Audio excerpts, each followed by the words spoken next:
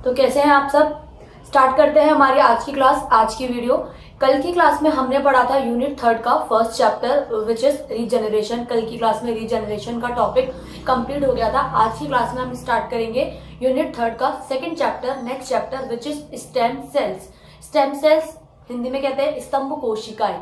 ठीक है, विशेष प्रकार की कोशिकाएं हैं जो शरीर में उपस्थित होती हैं तथा विभाजन करके जो है अन्य अंगों का निर्माण करती हैं। इससे पहले कि मैं आपको स्तंभ कोशिकाओं के बारे में बताऊं, सबसे पहले मैं आपको ये बता देती हूँ कि स्तंभ कोशिकाओं के बारे में या ऐसी कोशिकाओं के बारे में हम क्यों पढ़ रहे हैं, क्या जरूरत है पढ़ने की। देखिए, इससे पहले जो हमने टॉपिक पढ़ा था वो था पुनरुद्भवन। तो पुनरुद्भवन के अंदर हमने ये पढ़ा था कि जो कोई भी भाग होता है जीव का, कोई भी भाग डैमेज हो जाता है तो वो पार्ट से अलग होके और वो जो जगह होती है वो कवर अप हो जाती है, हील हो जाती है। तो वो जो हील हो रही थी, उस जगह की जो मरम्मत हो रही थी वो कोशिकाओं के पुनर्भरण के कारण ही हो रही थी। कोशिकाएं ही उस जगह को ओवरलैप कर रही थी, भर रही थी। ठीक है, तो कोशिकाएं जो होती हैं विभाजन के बाद में नए अंग बनाने में महत्वपूर्ण योगदान देती हैं, अपना इंपॉर्टेंट रोल प्ले करती हैं।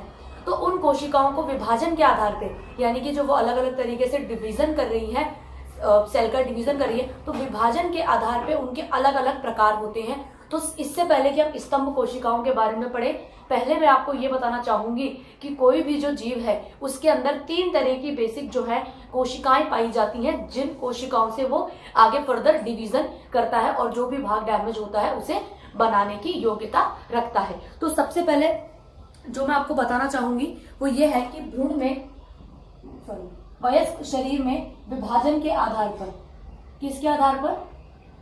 विभाजन के आधार पर कोशिकाओं के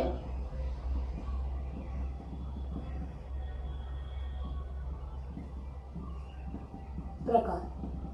ठीक है, यानी कि स्टूडेंट्स जो सेल्स डिवीजन करेंगी वो सेल्स कैसे डिवीजन करेंगी, किस तरीके से वो कर सकती हैं, क्या उनकी योग्यताएं हैं, इंपॉर्टेंस है, उसके आधार पे कोशिकाओं के प्रकार।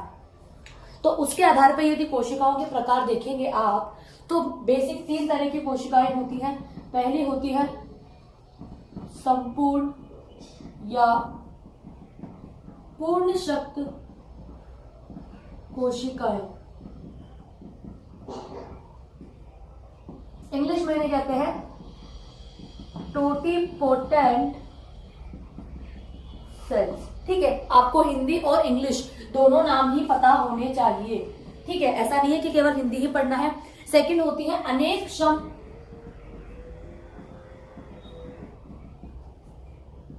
कोशिकाएं, इनको कहते हैं प्लूरिपोटेंट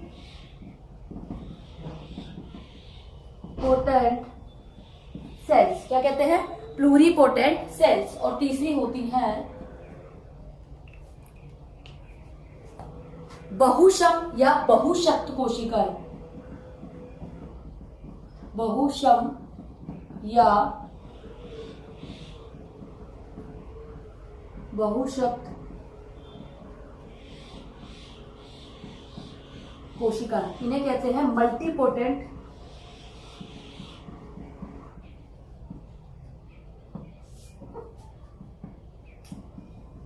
सेल्स। ठीक है, ये 3 कोशिकाएं उपस्थित होती हैं। इन 3 के अलावा एक कोशिकाएं और होती हैं जिन्हें हम कहते हैं विभेदित कोशिकाएं। क्या कहते हैं? विभेदित कोशिकाएं, इंग्लिश में कहते हैं डिफरेंशिएटेड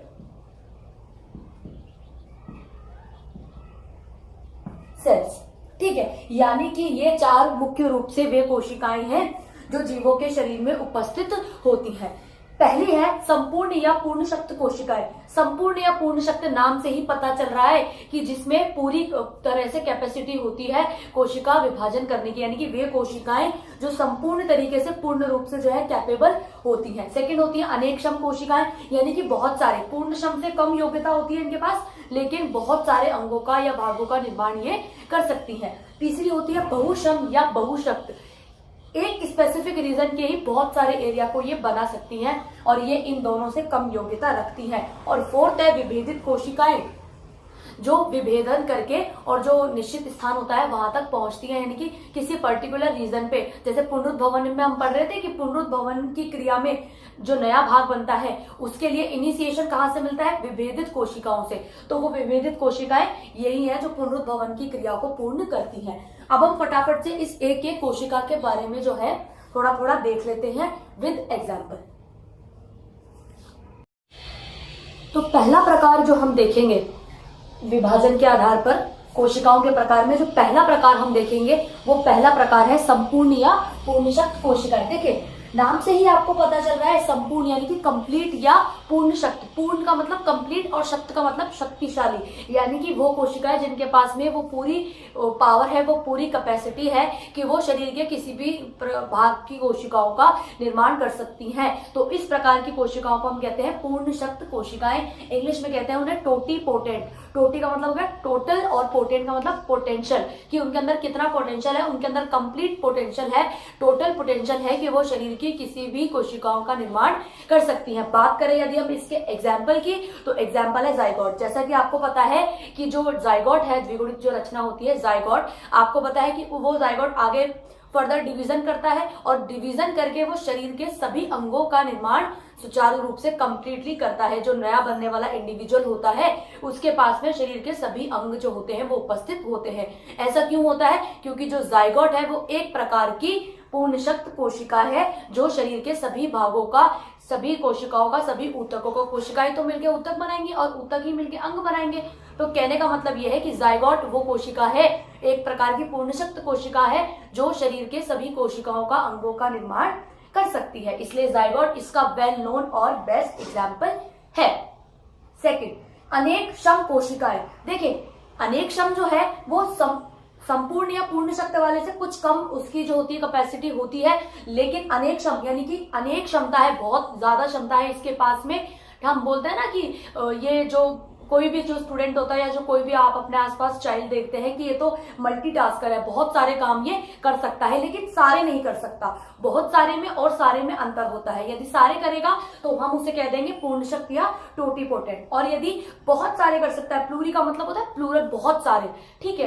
प्लूरीपोटेंट, वही प्लूरी का मतलब बहुत सारे और पोटेंट का मतलब पोटेंशियल, यानी कि वे कोशिकाएं जो बहुत सारे भागों का निर्माण कर सकती हैं उन्हें हम कहते हैं प्लूरीपोटेंट। अब ये कहाँ देखती हैं आपको, पूर्ण शक्ति से कम होती है इनकी कैपेसिटी, लेकिन अनेक प्रकार की कोशिकाएं ये बना सकती है। इसका एग्जाम्पल है भ्रूणीय विकास के चौथे दिन। जब भ्रूण का विकास हो रहा होता है तो चौथे दिन जो भ्रूण होता है वो एक गेंदनुमा रचना बनाता है। क्या बनाता है?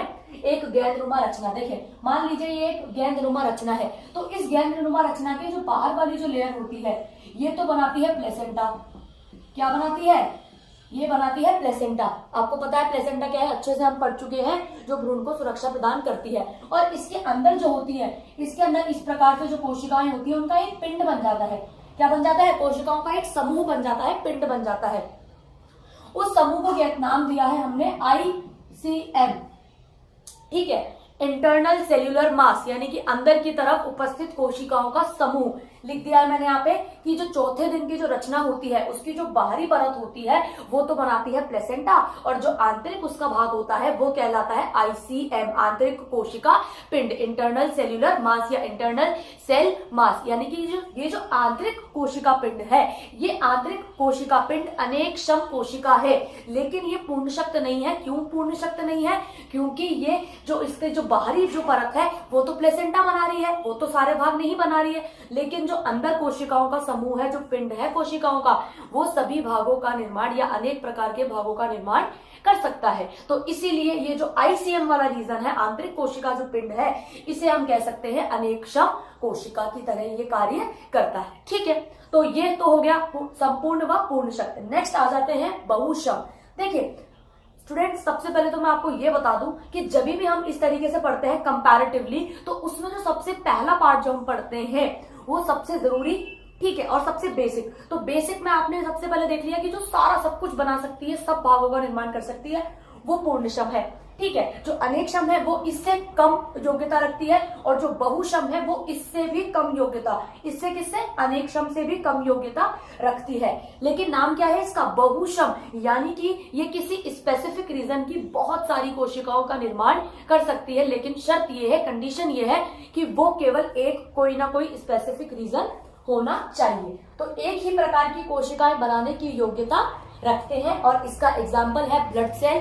ठीक है, ब्लड के जितने भी कंपोनेंट्स होते हैं उनका फॉर्मेशन करती है मसल सेल्स, इंटेस्टाइन यानी कि आंख से संबंधित जितनी भी कोशिकाएं होती हैं, आपके दांत में जो पल्प कैविटी होती है उससे संबंधित जितनी भी जो कोशिकाएं होती हैं। ठीक है, तो कहने का मतलब है कि बहुक्षम कोशिकाएं वे हैं जो शरीर के किसी विशेष भाग की अनेक कोशिकाओं को या बहुत सारी कोशिकाओं को बनाने की योग्यता रखती हैं, उसे हम कहते हैं बहुक्षम कोशिका। इंग्लिश में कहते हैं मल्टीपोटेंट। मल्टी है, टोटी नहीं है, मल्टीपोटेंट है, टोटीपोटेंट नहीं है।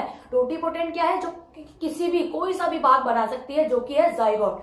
ठीक है, तो ये है मल्टीपोटेंट, जिसके एग्जांपल है आपकी blood cells, muscle cells, intestinal cells, teeth और बहुत सारी जो भी किसी स्पेसिफिक रीजन से संबंधित जो कोशिकाएं होती हैं वो होती हैं बहुक्षम या बहुशक्त कोशिकाएं। लास्ट है विभेदित कोशिकाएं, डिफरेंशिएटेड सेल्स। इसके बारे में इंपॉर्टेंट चीज ये है कि ये किसी विशेष कार्य को करने के लिए ही अपना करता हुआ कार्य छोड़कर और उस जगह को ही, जैसे आपके कहीं चोट लग गई, ठीक है, तो आपके चोट लग गई, पहले से तो पता नहीं था आपके शरीर को कि आपको चोट लगने वाली है, लेकिन चोट लगने के बाद में उस चोट को रुकना होता है, उस घाव को भरना होता है।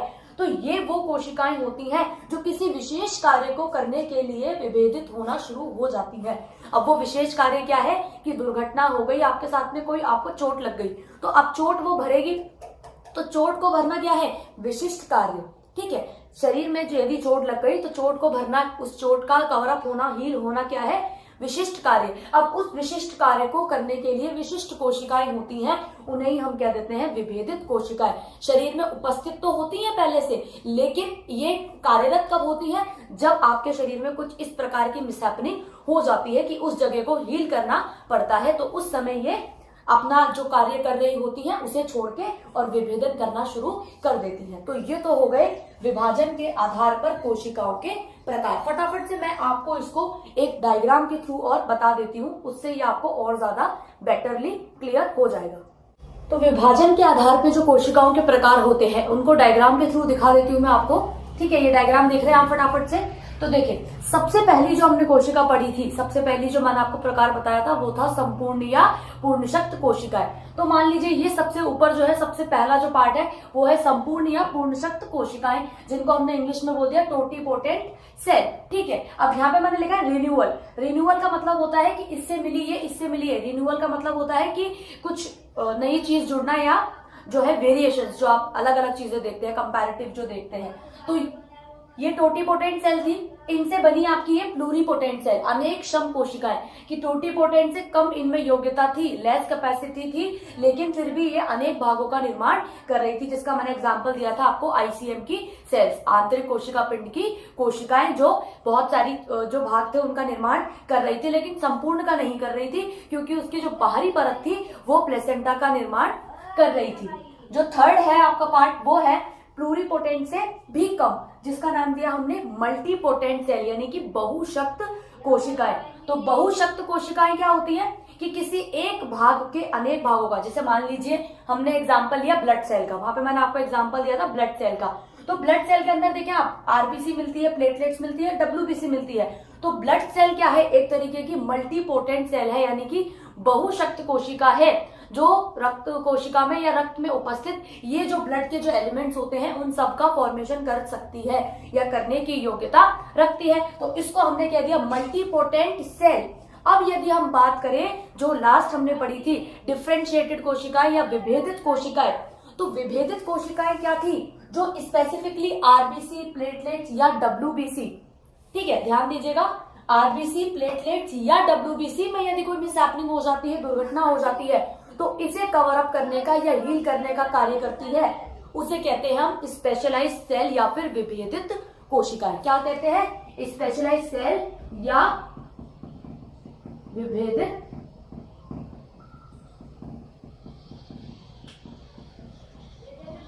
कोशिकाएं, यानी कि जो किसी विशेष भाग के जो कोशिकाएं हैं उनका निर्माण करती है, और इसकी जो इसको जो ये इनहेंस मतलब ये जो करने के लिए जो ऑर्डर मिलता है वो किसी विशेष सिचुएशन में या किसी विशेष परिस्थिति में मिलता है, क्योंकि एनी टाइम ये चीज नहीं होगी, कभी कभी कुछ मिसहैपनिंग हो जाएगी, उस समय ये अपना कार्य छोड़ के और इस स्पेसिफिक रीजन की जो सेल्स हैं उनके फॉर्मेशन का कार्य करेगी। इसलिए इसको हम कहते हैं स्पेशलाइज्ड सेल, डिफरेंशिएटेड सेल या फिर विभेदित कोशिकाएं। ठीक है, तो आज की वीडियो में हमने क्या क्या देख लिया। हमने देखा कि विभाजन के आधार पे, विभाजन क्यों जरूरी, क्योंकि कोई भी भाग यदि आप बनाओगे तो कोशिकाओं का विभाजन करना जरूरी है।